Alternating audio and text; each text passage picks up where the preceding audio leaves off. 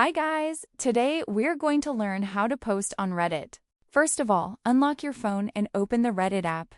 Once you are on the home screen, look at the top right corner where you will see a plus icon. Tap on it to start creating your post.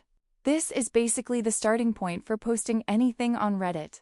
Now you will need to select a community subreddit where you want to post. Tap on Choose Community and select the one that matches your topic. This step is very important because your post will only appear in that selected community. After selecting the community, now enter your post title. Write a clear and simple title so people can understand your post easily. A good title helps your post get more attention on Reddit. Now you can write the main content in the body section if needed. Here you can also add images, links, or anything related to your post.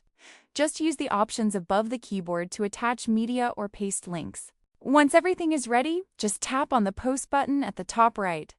Your post will now be published in the selected community. It will be visible to other Reddit users immediately. So guys, that's how you can easily post on Reddit step by step. Just follow this process and you can share anything you want smoothly. If this helped you, make sure to subscribe and comment for more easy app tutorials.